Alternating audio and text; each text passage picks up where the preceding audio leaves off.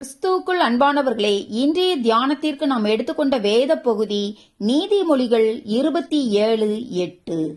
தன் கூட்டை விட்டு அலைகிற குருவி எப்படி இருக்கிறதோ அப்படியே தன் ஸ்தானத்தை விட்டு அலைகிற மனுஷனும் இருக்கிறான். நல்ல சமாரியன் ஓமையில் ஒரு மனிதன் எரிகோவுக்கு போகும்படி எருசலேமை விட்டு போனது நிமித்தம் தொந்தரவுக்குள்ளானான் என்று லூக்கா 10:30 பார்க்கிறோம். இங்கு சபிக்கப்பட்ட பட்டணமாகிய எரிகோ உலகத்தை குறிக்கிறது. எருசலேம் தேவனுடைய வீடாகிய ஆலயம் இருந்த இடத்தை குறிக்கிறது. ரூத் 1:1-5 நகோமியும் அவளுடைய குடும்பத்தாரும் பெத்லகேமை விட்டு மோவாப் தேசத்துக்கு சென்றது நிமித்தம் அவள் தன்னுடைய புருஷனையும் 2 குமாரரையும் இழந்து பல பாடுகளுக்குள்ளானதை பார்க்கிறோம்.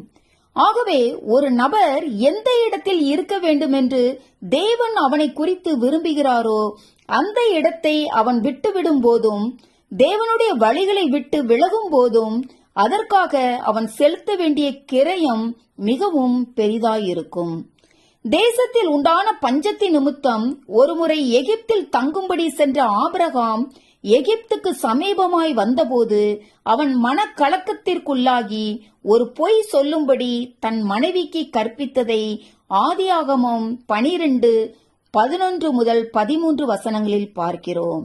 சாராள் தன்னுடைய மனைவி என்று தேசத்து ஜனங்களிடத்தில் கூறினால் அவர்கள் தன்னை கொன்றுவிட்டு சாராளை எடுத்துக்கொள்ளக்கூடும் என்று அவன் பயந்து சாராளோடு தனக்கிருந்த உறவு முறையை வெளிப்படுத்த அஞ்சினான்.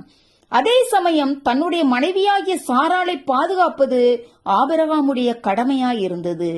ஆனால் அவனோ தன்னுடைய சொந்த சுகநலனையும் பாதுகாப்பையும் குறித்து மட்டுமே கரிசனை உடையவனாய் சுயநலத்துடன் தன்னைத்தானே தற்காத்துக் கொள்ள விரும்பினான். இதுதான் எகிப்தின் நிலைவரம். ஆனால் நாம் கடைசி வரை சத்தியத்துக்கு உண்மையாக நிலைத்திருப்பதையே கர்த்தர் விரும்புகிறார்.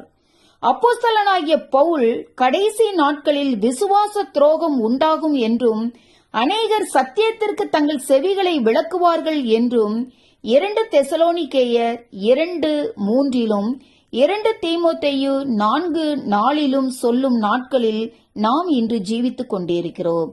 ஆகவே நம்மை குறித்து நாம் எச்சரிக்கையாயிருக்க வேண்டும். எனக்கு அன்பானவர்களே, நாம் வழிவிலகி செல்லுவதனால் ஏற்படும் அபாயங்களை குறித்து அறிவுடையவர்களாய் கர்த்தர் வலுவாதபடி நம்மை காக்கவும் தமது மகிமையுள்ள சன்னிதானத்திலே மிகுந்த மகிழ்ச்சியோடே நம்மை மாசற்றவர்களாய் நிறுத்தவும் வல்லமை உள்ளவர் என்பதை நாம் அறிந்தவர்களாய் நம்மை காக்க வல்லவரிடத்தில் நம்மை நாமே ஒப்புக் கொடுப்போமாக. ஆமேன். அல்லேலூயா.